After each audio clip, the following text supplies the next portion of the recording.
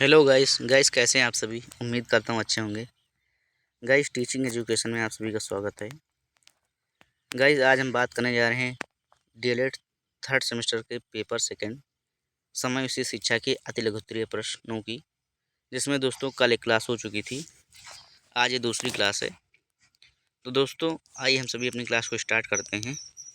आज क्लास का पहला क्वेश्चन है निर्देशन का अर्थ बताइए। तो दोस्तों निर्देशन की इंग्लिश जो होती है गाइडेंस होती है। मतलब निर्देशन गाइडेंस शब्द का हिंदी रूपांतर है। इसका सामान्य अर्थ मदद करने से लिया जाता है। जोन्स के शब्दों में निर्देशन का अर्थ प्रदर्शित करना, इंगित करना, सूचित करना तथा पथ प्रदर्शन करना। इसका अर्थ सहायता देने से अधिक है। मीन्स दोस्तों गाइडेंस का क्या अर्थ हुआ कि सहायता करना है, मदद करना है, प्रदर्शित करना है, किसी को पथ प्रदर्शन का मतलब क्या हुआ दोस्तों कि किसी को रास्ता दिखाना, किसी की सहायता करना, मदद करना। उम्मीद करता हूँ आप सभी समझ पा रहे हैं। फिर दोस्तों 12 नंबर क्वेश्चन है कि परामर्श की परिभाषा बताइए। तो दोस्तों मायर्स के अनुसार परामर्श का तात्पर्य है दो व्यक्तियों का संपर्क जिसमें एक व्यक्ति को किसी प्रकार की सहायता दी जाती है।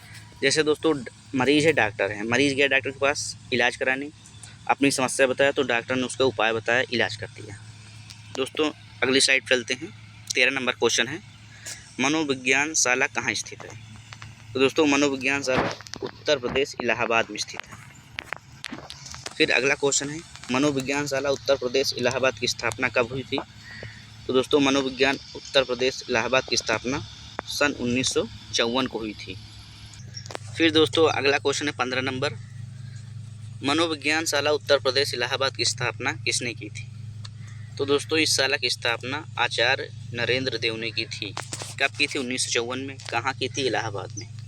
सबसे पहले दोस्तों कोलकाता में हुआ था, यानी कलकत्ता में हुआ था भारत में, फिर उसके बाद इलाहाबाद में। और किसने की? आचार्य नरेंद्र देव ने। फिर दोस्तों अगली स्लाइड चलते हैं। 16 नंबर क्वेश्चन है कि मनोविज्ञान शाला उत्तर प्रदेश इलाहाबाद का संस्था का प्रमुख क्या कहलाता है। मतलब जो इस संस्था में जो सबसे बड़ा पद है, या ऐसे भी समझ सकते हैं, तो उसको क्या कहा जाता है। तो उसको दोस्तों पदेन निदेशक। फिर 17 नंबर क्वेश्चन है मनोविज्ञान शाला उत्तर प्रदेश इलाहाबाद के संचालन हेतु कितने पद सृजित हैं। मतलब इसको जो जैसे कोई दोस्तों स्टाफ हुआ, विद्यालय हुआ, कॉलेज हुआ, तो वहाँ पर दोस्तों स्टाफ रखा जाता है, टीचर रखे जाते हैं, मैनेजर, प्रिंसिपल। तो कुल कितने दोस्तों पद हैं सृजित। तो दोस्तों मनोविज्ञान उत्तर प्रदेश इलाहाबाद के संचालन हेतु दो पद सृजित हैं, 2 पद दोस्तों। फिर दोस्तों 18 नंबर क्वेश्चन है कि जिला चिकित्सालय की विशेषज्ञ समिति का नेतृत्व कौन करता है। जिला चिकित्सालय की विशेषज्ञ समिति का नेतृत्व कौन करता है। तो दोस्तों जानते होंगे जैसे डिस्ट्रिक्ट मजिस्ट्रेट यानी डीएम जिले का होता है, तो दोस्तों इसमें स्वास्थ्य में सीएमओ मुख्य चिकित्सा अधिकारी जो जिले में एक होता है दोस्तों। फिर दोस्तों अगली स्लाइड चलते हैं। 19 नंबर क्वेश्चन है विशिष्ट आवश्यकता वाले बच्चों से क्या अभिप्राय है। विशिष्ट मैंने कल ही बताया दोस्तों, एक होते हैं जैसे विशिष्ट, सामान्य बालक। फिर जैसे दोस्तों इसी में आ जाता है प्रतिभाशाली।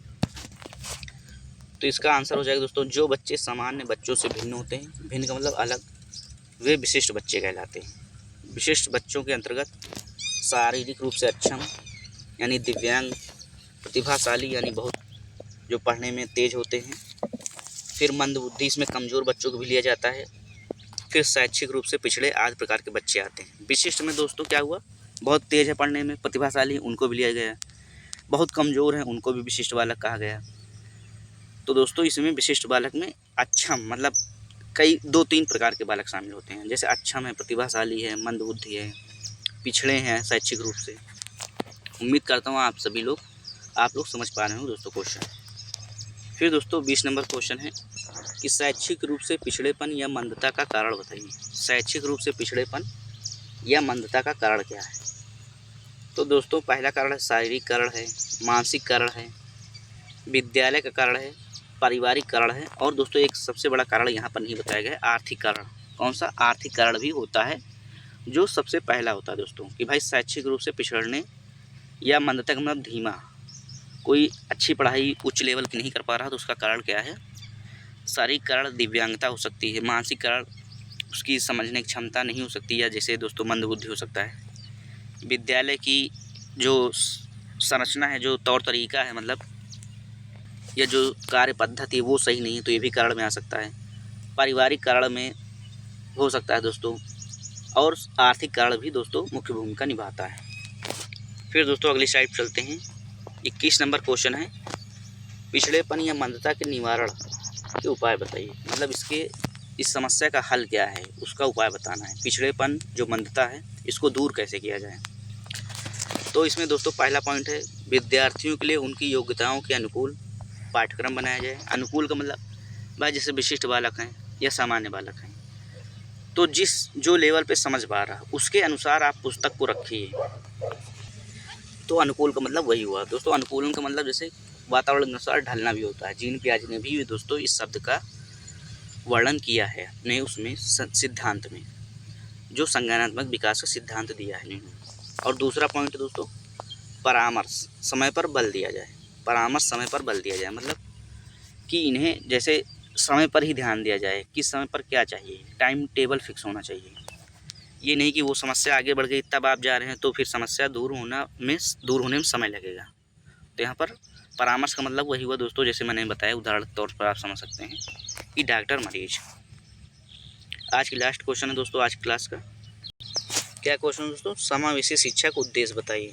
जो दोस्तों आपका पेपर है, मतलब जो दूसरा पेपर है, इस पेपर का नाम ही समावेशी शिक्षा है, यानी इंक्लूसिव एजुकेशन।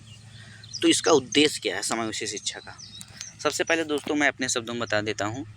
समावेशी शिक्षा का ही मतलब दोस्तों है कि इसमें सभी प्रकार के बालकों को शामिल किया जाए, किसी को अलगाववाद न किया जाए कि भाई ये कमज़ोर हैं पढ़ने में तो इनको अलग किया जाए, तेज़ हैं तो इनको अलग किया जाए।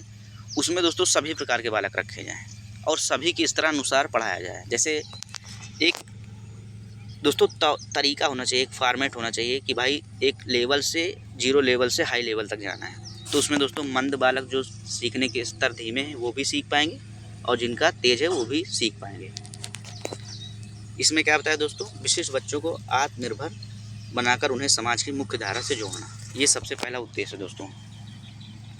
लेकिन दोस्तों समावेशी शिक्षा का जो मुख्यतः अर्थ होता है कि इसमें सभी प्रकार के बालकों को शामिल करना।